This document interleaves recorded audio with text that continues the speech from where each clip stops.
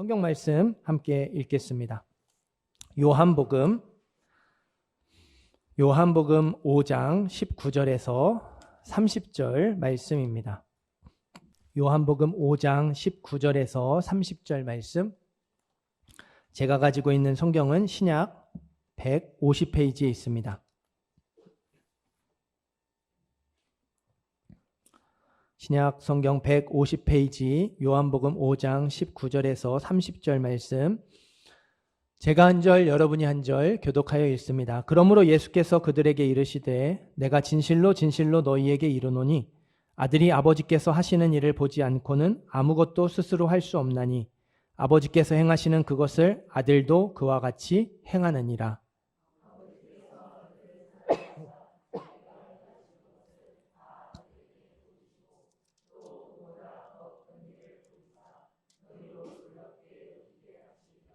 아버지께서 죽은 자들을 일으켜 살리심 같이 아들도 자기가 원하는 자들을 살리시느니라.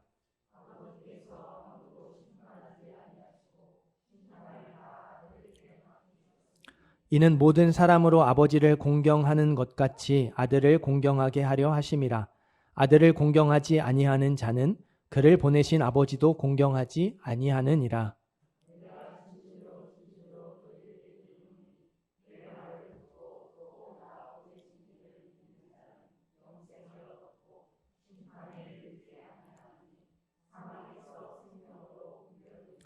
진실로 진실로 너희에게 이르노니 죽은 자들이 하나님의 아들의 음성을 들을 때가 오나니 곧 이때라.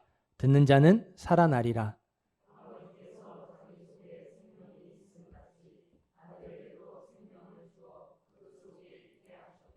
또 인자됨으로 말미암아 심판하는 권한을 주셨느니라.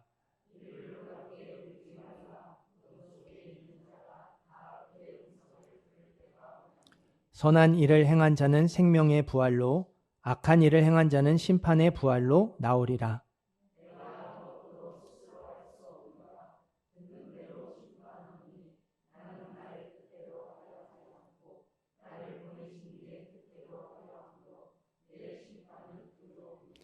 아멘. 봉헌 기도하고 말씀 전하겠습니다. 은혜와 사랑이 풍성하신 아버지 하나님, 우리 한 사람 한 사람에게 예배할 수 있는 마음을 주시고 우리의 발걸음을 이 자리로 불러 모아 주시니 감사드립니다. 영상으로 예배에 함께하게 하시니 감사드립니다. 감사하는 마음을 담아 믿음으로 예물 드렸습니다. 귀하게 받아주시고 기쁘게 받아 주옵소서. 풍성한 은혜를 내려 주옵시고 예물 드린 손길이 믿음의 손이요 거룩한 손이요 복된 손이 되게 하여 주옵소서.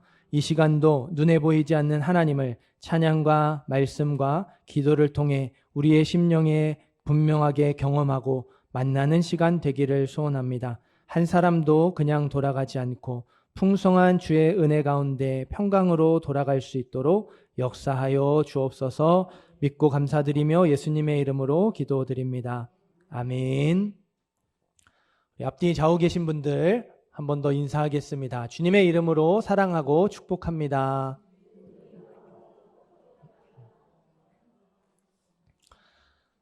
사망에서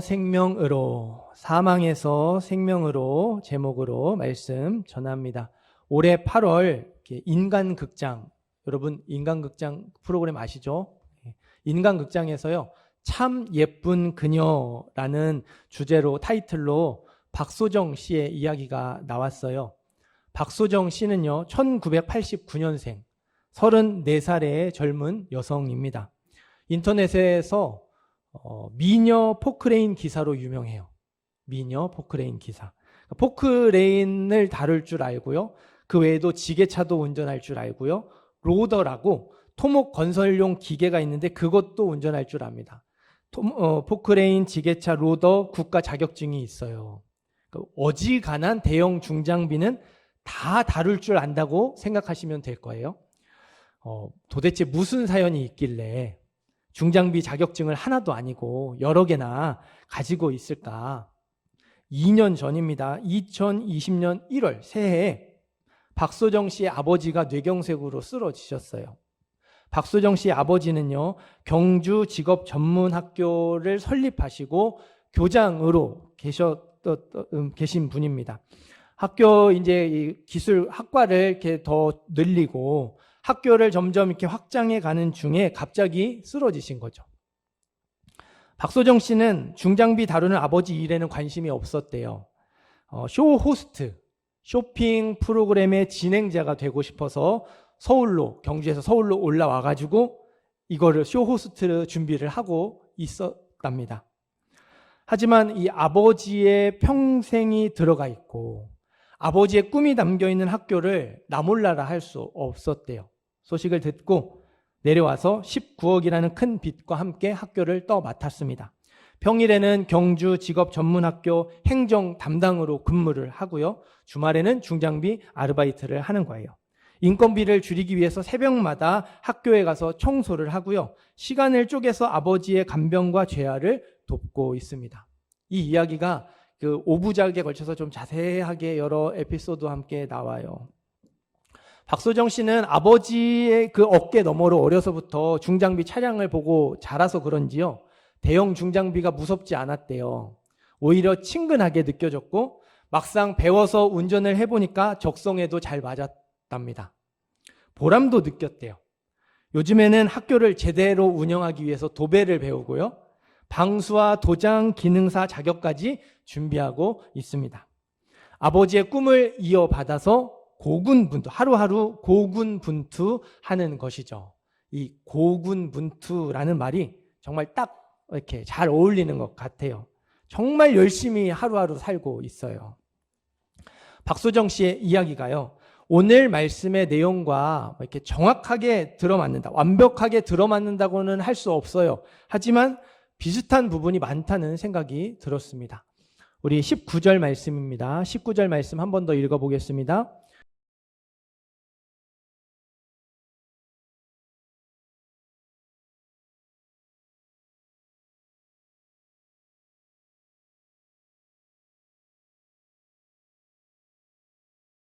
아멘. 하나님의 아들이신 예수님은요, 아들이 아버지께서 하시는 일을 보지 않고는 아무것도 스스로 할 수 없다, 이렇게 말씀하셨어요. 한글 성경은 할 수 없다 번역을 했는데요, 정확한 뜻은 하지 않는다입니다. 하지 않는다. 따라해 보시겠어요? 하지 않는다. 할 수 없다와 하지 않는다는 어감이 많이 다릅니다. 하나님이 하시는 일을 예수님이 하나도 몰라서 할 수 없다. 하나님이 하시는 일을 예수님이 할 수 있는 능력이 없어서 아무것도 스스로 할 수 없다. 하나님이 어떻게 일하시는지 하나하나 보아야 되고 하나님이 도와주셔야 할 수 있다. 이런 의미가 아니죠. 하지 않는다. 예수님은 하나님이 하시는 일을 모두 알고 있었고요. 모르는 게 없었습니다. 하나님 하시는 일을 스스로 할 수 있는 능력도 있었어요. 그런데도 아무것도 스스로 하지 않으시고 하나님이 일하시는 그대로 똑같이 따라 한다는 의미이죠. 하나님의 아들이신 예수님은요, 아무것도 스스로 하지 않으셨어요. 아버지께서 행하시는 그것을 아들도 그와 같이 행하느니라. 하나님이 하시는 일 그대로 똑같이 따라 했어요. 오직 하나님의 말씀에 따라 하나님의 뜻대로만 순종하는 것이죠. 스스로 자기가 원하는 삶을 살지 않고요, 아버지의 뜻을 이루기 위해서 예수님은 그 인생을 살아가셨어요. 그래서 아버지의 꿈을 이어가는 박소정 씨의 이야기와 비슷하다고 말씀을 드리는 거예요. 박소정 씨도 자기 꿈이 있었잖아요. 그 꿈을 내려놓고, 자기의 꿈을 내려놓고 아버지의 꿈을 이어서 아버지의 꿈을 위해 살고 있어요. 예수님도 그렇게 아버지의 뜻을 위해 살아가셨습니다. 자기의 꿈이 담긴 학교를 지키기 위해서 애쓰는 딸을 바라보는 아버지의 마음이 어떨까요? 물론 미안하겠죠. 미안하면서도 많이 고마울 거예요. 정말 대견할 거고요. 너무너무 사랑스러울 거예요. 하나님도 예수님을 기뻐하셨습니다. 예수님을 사랑하셨어요. 20절에 아버지께서 아들을 사랑하사 자기가 행하시는 것을 다 아들에게 보이셨다. 하나님은 아무것도 스스로 하지 않는 예수님을 사랑하셔서 모든 것을 예수님께 보여주셨어요. 모든 권세와 모든 능력을, 모든 권한을 예수님께 맡겨주셨습니다. 이건 예수님도 마찬가지예요. 예수님도 하나님의 사랑을 받아서 하나님을 사랑해서 사랑하기 때문에 아무것도 스스로 하지 않으신 거예요. 하나님을 사랑하기 때문에 자기의 원하는 대로 능력과 권세를 사용하지 않았습니다. 하나님을 사랑하기 때문에 오직 하나님의 말씀에 따라 하나님의 뜻대로만 순종하며 살아가셨어요. 그러면 예수님이 스스로 하지 않고 하나님의 뜻대로 순종한 일이 무엇일까? 21절, 22절 말씀 한 번 더 읽어보겠습니다. 21절과 22절 말씀 읽습니다.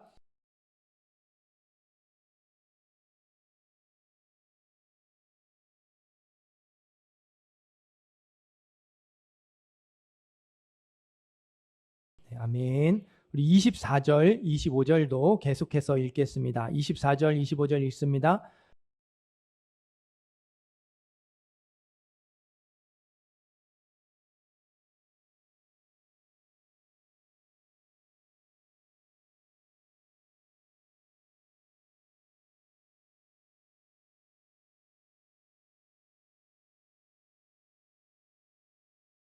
아멘.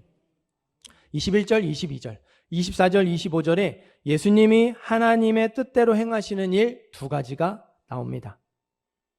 예수님이 하나님의 뜻대로 행하시는 일 두 가지, 하나는요, 죽은 사람을 살리는 일, 다른 하나는 심판하는 일입니다. 근데 21절에 자기가 원하는 자를 살린다고 표현을 하죠. 이거는요, 한 마음, 완벽하게 일치된 마음을 가리켜요. 하나님 원하는 것이 예수님 원하는 것이 되었다는 뜻이에요. 하나님 아버지께서 죽은 사람을 살리고 생명을 주시는 것처럼 예수님도 하나님의 뜻과 하나님의 마음으로 가득 차서 하나님이 원하는 사람을 살리세요. 하나님이 원하는 사람에게 생명을 주십니다. 하나님 아버지께서 아무도 심판하기를 원하지 않으셔서 예수님은 모든 사람을 위해 십자가에서 죽으셨어요. 일부, 몇몇 사람이 아니라 모든 사람을 위해 십자가에 죽으셨습니다. 그 결과 예수님의 이름을 믿으면 누구나 구원받을 수 있게 되었죠. 누구나 예수의 이름을 믿는 순간 사망에서 생명으로 옮겨지게 되었어요. 예수님이 스스로 아무것도 하지 않으시고 오직 하나님의 뜻대로 순종하신 결과 우리가 이 자리에 모여서 이 시간 예배 드릴 수 있게 된 거예요. 할렐루야. 그런데요, 21절과 25절을 보면 죽어가는 사람이라고 하지 않고요. 어떤 사람이라고 말해요? 죽은 사람. 죽어가는 사람이라고 말하지 않고 죽은 사람이라고 말해요. 우리가 보통 전도할 때 이런 말들 하잖아요. 끝까지 예수님 믿지 않으면 결국 죽게 될 거고 죽은 다음에 지옥에 가게 될 거예요. 예수 믿으세요 라고 말하잖아요. 그럼 성경에도 죽어가는 이라고 말해야 해요. 근데 성경은요, 예수님을 믿지 않았으니 이미 죽어 있다. 이미 죽었다고 말해요. 어렵게 생각하지 마세요. 꽃다발 생각하시면 됩니다. 여러분, 꽃다발은 살아있는 걸까요? 죽어 있는 걸까요? 그렇죠? 너무 이렇게 바로 정답을 말씀하셔서. 네, 살아있다고 말씀하시는 분 한두 분 정도 계실 줄 알았는데, 네, 꽃다발 죽어 있는 거죠.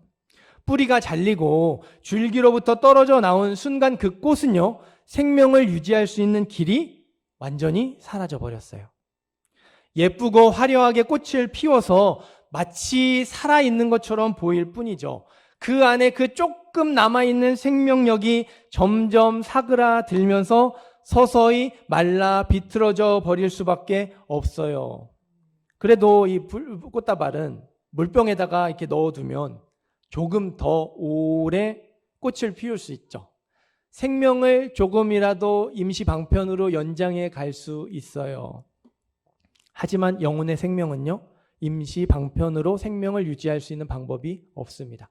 영혼의 생명은 하나님 안에만 있어요. 하나님 안에 있는데 영혼의 생명이신 하나님을 떠났으니 영혼의 생명을 유지할 수 있는 방법이 없는 거예요. 하나님께 돌아가는 것 외에는 방법이 없습니다. 21절과 25절의 죽음은요, 육체의 죽음이 아니에요. 영혼의 죽음입니다.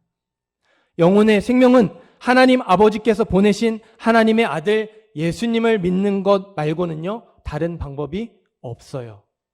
그래서 죽어간다 말하지 않고요, 이미 죽었다. 영적으로 죽은 사람이라고 말하는 거예요. 예수님이 하나님의 뜻대로 행하시는 일이 죽은 사람을 살리는 일, 심판하는 일 두 가지라고 말씀을 드렸어요. 하나님의 아들이신 예수님 앞에서요, 모든 사람도요, 둘로 나뉘어집니다. 예수님을 믿어서 사망의 생명으로 옮겨졌거나, 예수님을 믿지 않아서 영적으로 죽었다가 심판을 받거나, 둘 중에 하나예요. 사망에서 생명으로 옮겨졌거나, 영적으로 죽어 있다가 심판을 받거나, 둘 중에 하나입니다. 우리 24절 말씀은 중요하니까요, 한 번 더 읽어보겠습니다. 24절 말씀 한 번 더 읽습니다.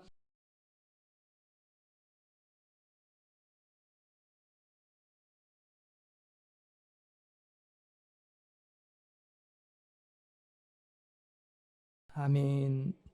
나를 보내신 내 말을 듣고 나를 보내신 이를 믿는 자는 영생을 얻었고 심판에 이르지 아니하나니 사망에서 생명으로 옮겼느니라.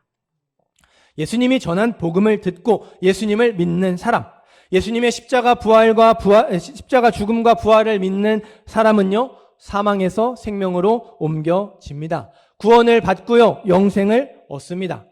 그리고 29절에 선한 일을 행한 자는 생명의 부활로, 악한 일을 행한 자는 심판의 부활로 나오리라. 예수님을 믿는 모든 사람은요, 마지막 날 생명의 부활로 일어나서 영원한 천국에 들어가게 될 줄 믿어요. 그러나 예수님을 거절하고 예수님을 믿지 않은 사람, 심판의 부활로 일어나서 영원한 죽음, 지옥에 들어가게 될 거예요. 죽음의 수용소라는 책이 있습니다. 빅터 프랭클이라는 유대인이 쓴 책인데요.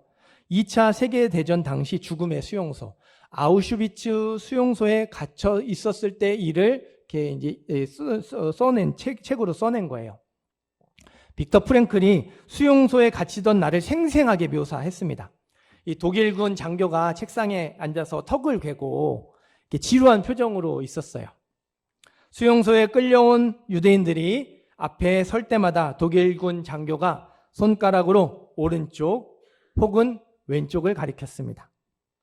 오른쪽은 작업실, 왼쪽은 가스실이었어요. 왼쪽으로 간 사람은 그날 가스실에서 죽었고요. 오른쪽으로 간 사람은 하루 더 살 수 있는 기회가 주어졌죠. 생명이 연장이 되었어요. 빅터 프랭클은 그 순간을 회상하며 기록을 남깁니다. 이쪽 혹은 저쪽을 가리키는 손가락의 단순한 동작에 의해서 개개인의 운명이 결정된다면 그것은 정말 불공평하고 어처구니 없는 일이 아닐 수 없다. 그렇죠. 진짜 불공평하고 어처구니 없는 일이죠. 그러나 그것이 우리의 현실이었다. 누군지 모르는 낯선 사람의 손가락에 의해서 우리의 운명이 결정되었다. 그때 순간을 이렇게 기록으로 남겼어요. 마지막 날 예수님 앞에서 비슷한 장면이 벌어질 겁니다. 한 사람 한 사람 예수님의 심판대 앞에 서요. 예수님을 믿었으면 오른쪽을 가리키실 것이고요. 예수님을 믿지 않았으면 왼쪽을 가리키시겠죠. 그 자리에 설 때는요, 이미 늦었어요. 독일군 장교는요, 기분 내키는 대로 오른쪽과 왼쪽을 가리켰지만 예수님은 믿음의 여부에 따라 오른쪽과 왼쪽을 가리키세요. 그 자리에서 나는 억울하다고 변명할 수 없습니다. 나는 믿고 싶었는데 어쩔 수 없었다며 핑계를 댈 수도 없어요. 그 자리는요, 자기가 살아온 삶을 가지고 심판받는 자리, 판단받는 자리이기 때문에 그렇습니다. 30절 말씀, 우리 마지막으로 한 번 더 읽어볼까요? 30절 말씀 읽습니다.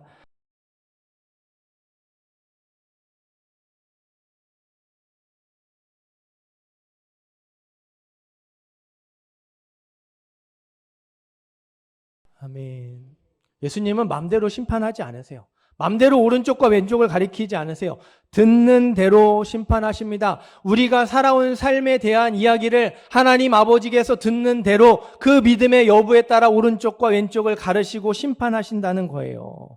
사랑하는 성도 여러분, 우리는 마지막 날 우리가 살아온 삶을 가지고 예수님 앞에 서게 될 거예요.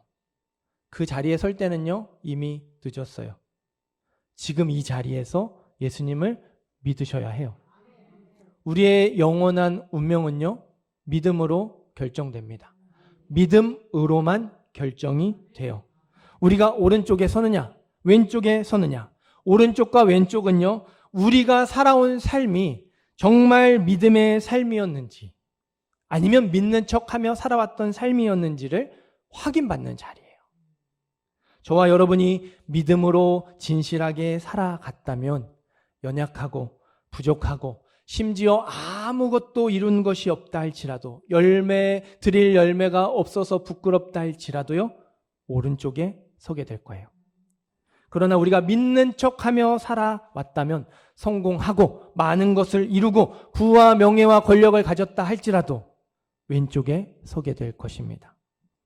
그렇기 때문에 여러분, 제발 이 말씀을요, 진지하게 받으시기를 바라요.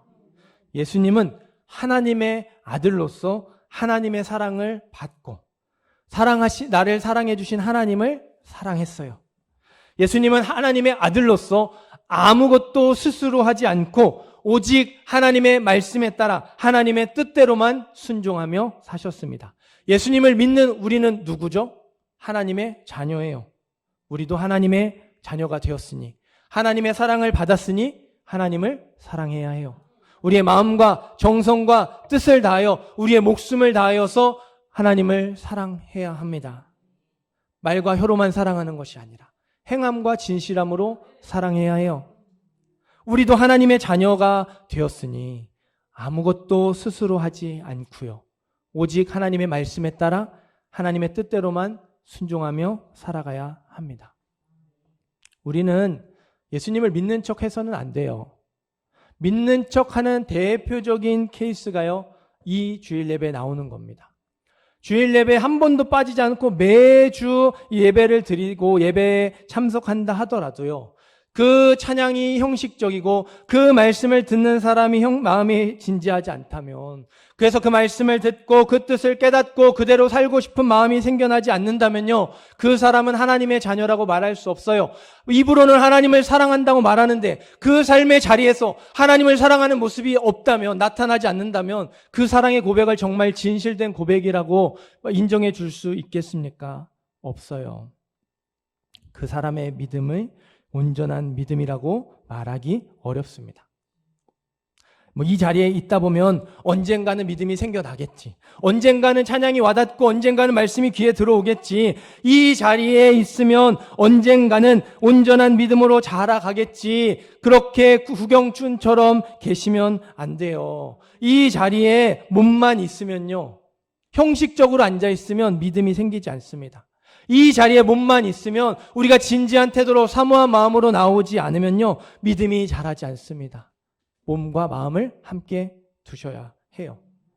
형식적인 예배를 드리는 것이 아니라 사모하는 마음으로 예배를 드리셔야 하고 진지한 태도로 말씀을 듣고 받으셔야 해요. 바로 이 자리에서 예수님을 믿으셔야 해요. 이번 주일 예배에 진지하게 반응하지 않으면요, 다음 주일 예배도 진지하게 반응하지 않습니다. 믿음을 내일로 미루지 마세요. 오늘 순종하지 않으면요, 내일도 순종하지 않습니다. 오늘 돌이키지 않으면요, 내일도 돌이키지 않아요.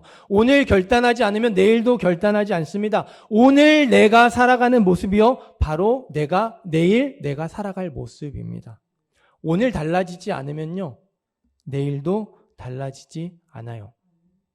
우리는 자꾸 이 시간이라는 개념에 묶여 있어서 인생이 흘러간다고 생각을 해요. 세월이 흘러간다고.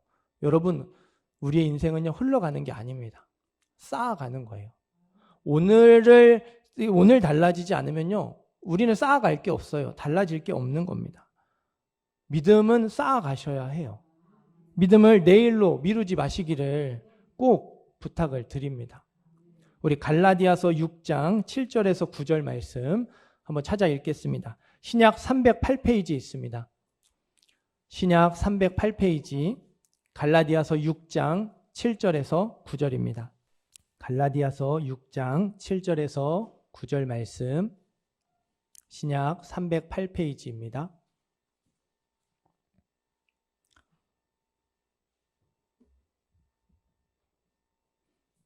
찾으셨으면 우리 함께 읽겠습니다.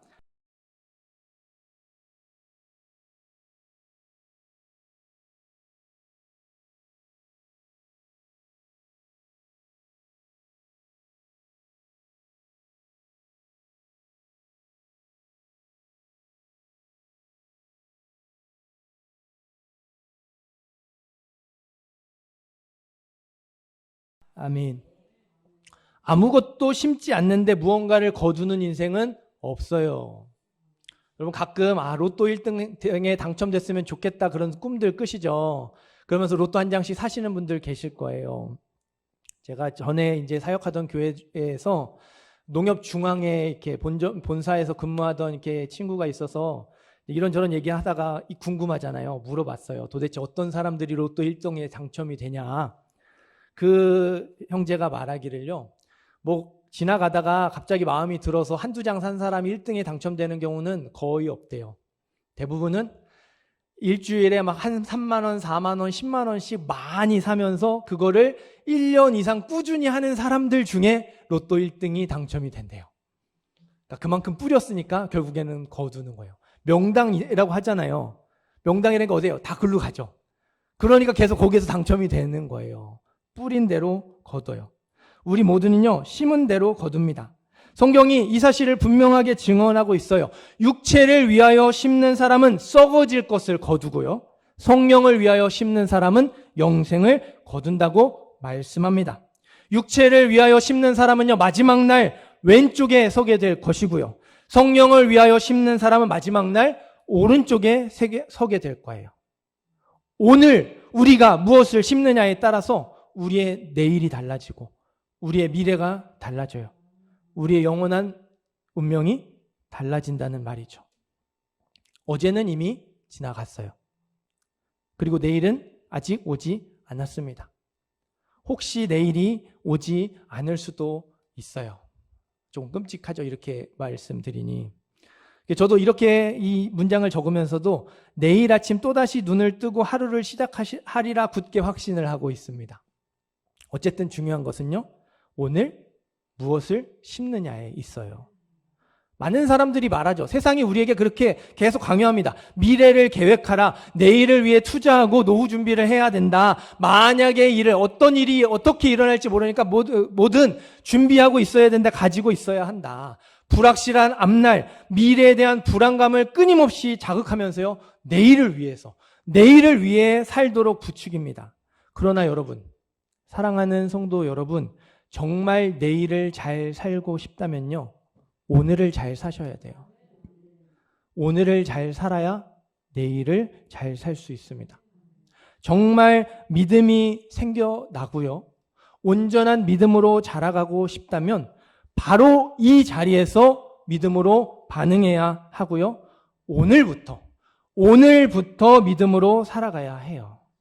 그래야 내일이 믿음의 날이 될 수 있고요, 조금씩 믿음이 자라갈 수 있습니다. 오늘 성령을 위하여 뭐라도 심어야지, 조금이라도 심어야지 내일이 성령을 위하여 심는 날로 조금이라도 변화될 수 있는 거예요. 진정한 믿음의 사람, 진짜 믿음을 가진 사람은요, 내일을 위해 살지 않습니다. 오늘 하루를 믿음으로 살아요. 오늘 하루를 순종하면서 살고요, 오늘 하루 성령을 위하여 심으며 살아갑니다. 믿음을 내일로 미루지 않고요, 순종을 내일로 미루지 않습니다. 1919년 뉴욕의 호텔 왕, 엄청난 부자였겠죠. 이 부자가요, 대서양 횡단에 성공하는 사람에게 25,000달러를 주겠다고 상금을 걸었어요. 그 당시에 25,000달러면 어마어마하겠죠. 근데 조건이 하나 있었어요.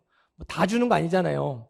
뉴욕에서 프랑스 파리까지 횡단을 하는데 중간에 착륙하는 것 없이, 중간에 급유하는 것 없이 한 번에 다이렉트로 다이렉트로 뉴욕에서 파리까지 날아가야 했어요. 그런 사람에게만 25,000달러의 상금을 주겠다고 걸었습니다. 이 상금에 혹해서 도전했다가 목숨을 잃는 안타까운 사건도 꽤 많았어요. 25세의 항공우편 배달부 찰스 린드버그가 이 위험천만한 도전에 지원을 합니다. 최대한 연료를 많이 실어야겠죠. 다 떼고 조종석 앞까지 연료 탱크를 설치했어요. 연비를 높이기 위해서 무게를 최대한 줄이기로 했습니다. 필요하지 않은 건 다 떼버렸어요. 린드버그가 제일 먼저 떼어버린 것, 제일 먼저 비행기에서 버린 게 뭐였을까요? 바로 낙하산이었습니다. 낙하산 별로 무겁지 않죠. 낙하산이 뭐 이렇게 하나 더 들어갔다고 연비가 떨어지고 연료 공간이 부족하지 않아요. 또 낙하산은 그 비상시에 탈출할 수 있는 유일한 생명줄입니다. 생명을 위해서 꼭 필요한 것이었어요. 그런데도 이걸 버렸습니다. 대서양을 반드시 다이렉트로 횡단하겠다는 그 굳은 결심을 첫 번째로 낙하산 버리는 행동으로 나타낸 거예요. 나는 다 버리겠다. 진짜 꼭 필요한 것만, 그 비행에 필요한 것만 갖고 가겠다는 거죠. 1927년 5월 22일 뉴욕에서 비행기가 출발합니다. 33시간 30분을 날아가서 5월 21일 파리에 안전하게 착륙을 했어요. 미국에서 프랑스 대서양 무착륙 단독 비행에 최초로 성공한 사람이 되었고요. 타임지 선정 올해의 인물 초대 주인공이 되었습니다. 이런 이야기를 들으면서 우리도 영광의 주인공이 되었으면 좋겠다. 그런 생각들을 꿈을 꾸죠. 영광의 주인공이 되고 싶지 않은 사람은요, 아무도 없어요. 그런데 많은 사람들이요, 그 영광을 위해서 포기해야 할 것은요, 포기하지 않아요. 그 영광을 위해서 애쓰고 수고하며 노력해야 할 것, 포기해야 할 것은요, 대수롭지 않게 생각을 합니다. 자꾸 내일로 미뤄요. 다음으로 미룹니다. 저와 여러분은 어떻습니까? 오늘 믿음으로 반응해야 하는 것은 생각하지 않고선 내일로 미루면서, 다음으로 미루면서 복받기를 원하고 있는 것은 아닌지 돌아보면 좋겠어요. 오늘 순종해야 하고요. 오늘 성령으로 심어야 하는 것은 생각하지 않으면서 그저 언젠가 믿음이 생기겠지, 언젠가는 온전한 믿음으로 자라가겠지, 막연하게 기다리고 있는 것은 아닌지 돌아보면 좋겠습니다. 제한된 비행기 공간에서 연료를 선택하고 연비를 선택하기 위해서 낙하산을 포기했습니다. 다른 모든 장비를 포기했습니다. 우리의 시간도 제한되어 있고, 우리의 가지고 있는 것도 제한되어 있고, 우리의 인생도 제한되어 있어요. 다 가져갈 수 없습니다. 오늘 하루를 믿음으로 살기 위해서 우리도 포기해야 하고 내려놓아야 할 것이 있어요. 우리의 영혼이 사망에서 생명으로 옮겨졌다면 우리 영혼의 생명을 지켜가고 키워가기 위해서 포기해야 될 것이 있어요. 돌이켜야 할 것이 있고요. 순종해야 할 것이 있습니다. 내려놓아야 할 자리들이 있어요. 여러분은 무엇을 포기하시겠습니까? 많은 사람들이 매일같이 반성합니다. 하루를 마무리하며 반성해요. 그리고 내일은 달라질 거라 다짐하죠. 그러나 대부분 그 어제, 후회했던 어제와 똑같은 삶을 살아갑니다. 삶의 구체적인 결단과 순종과 믿음을 지키기 위해 포기하는 자리가 없이 꿈만 꾸면 그렇게 돼요. 꿈만 꾸면 아무 일도 일어나지 않아요. 우리가 그토록 잘 살기 원하는 내일은요, 오늘과, 우리가 후회했던 어제와 오늘과 똑같을 수밖에 없습니다. 사망에서 생명으로 옮겨졌다면, 또 사망에서 생명으로 옮겨지기를 원하신다면요, 믿음을 내일로 미루지 마세요. 오늘을 믿음으로 사시기 바랍니다. 여러분의 삶에서 구체적으로 포기해야 될 것들, 순종해야 할 것들, 또 돌이켜야 할 것들, 내려놓아야 할 것들을 떠올리시고 오늘 순종하시기를 바라요. 행하시기를 바라고요. 돌이키시기를 바랍니다. 포기하시기를 바라요. 우리 교회 전체적으로도 지금 11월 13일 교회 창립 주일을 하면서 이렇게 준비하면서 성경 필사합니다. 어떤 분들은 귀찮아서 안 쓰실 수도 있어요. 시간이 없어서 못 쓰실 수도 있고 마음이 내키지 않아서 동참하지 않으실 수도 있습니다. 동참해 주시기를 바라요. 노력해 주시기를 바라고 마음을 모아 주시기를 바래요. 이게 우리가 한 공동체로서 하나님을 기쁘시게 하는 또 다른 일이기에 우리가 이렇게 애쓰는 거예요. 또 전교인 예배 회복의 날로 지키자고 했죠. 여러분 다 아시잖아요. 지금 교회 안 나오는 그 식구들 이렇게 기도하고 또 한 번 더 교회 가자고 얘기하는데 그들이 11월 13일 날 교회 오겠습니까? 안 올 것 같은 거죠. 안 올 게 뻔하니까 우리가 지레짐작으로 먼저 포기해버리죠. 도전하지 않아요. 노력하지 않습니다. 그냥 언젠가는 되겠지 막연하게 내려놓죠. 그날 오지 않더라도 우리가 해야 될 거는 기도하는 것이고 권면하는 거예요. 또 데려오려고 애쓰는 것이죠. 그래서 그날 오면 참 좋겠죠. 그날 오지 못해서 그 다음 주 추수감사주일이라도 올 수 있으면 너무 좋겠어요. 그렇게 오지 않더라도 하나님이 우리의 순종을 기억하시고 받으셔서 반드시 열매 맺게 하시고 하나님의 때 하나님의 방법으로 응답해 주실 줄 믿어요. 역사해 주실 줄 믿습니다. 마음을 모아주시고 동참해 주시기를 바라요. 오늘을 믿음으로 살기 위해서 방해가 되는 건 포기하셔야 됩니다. 오늘을 믿음으로 살기 위해서 필요한 것을요 꽉 붙잡으셔야 해요. 이걸 포기하지 마셔야 돼요. 우리는 자꾸 포기하지 말아야 할 것을 포기하고요. 포기해도 되는 것을 포기하지 않습니다. 그러니 우리의 내일이 달라지지 않고 우리가 항상 똑같은 삶을 반복하며 똑같은 후회를 반복하는 것이 아닐까 생각이 듭니다. 믿음을 내일로 미루지 마시기를 부탁을 드립니다. 오늘의 순종은 오늘에 하시고 오늘의 회개는 오늘에 하시고 오늘의 결단은 오늘에 하시기를 꼭 부탁을 드립니다. 사망에서 생명으로 옮긴 저와 여러분이 믿음이 점점점 풍성해지고 또 굳건해지며 또 그 풍성한 생명력으로 살아가게 되기를 주님의 이름으로 축원합니다.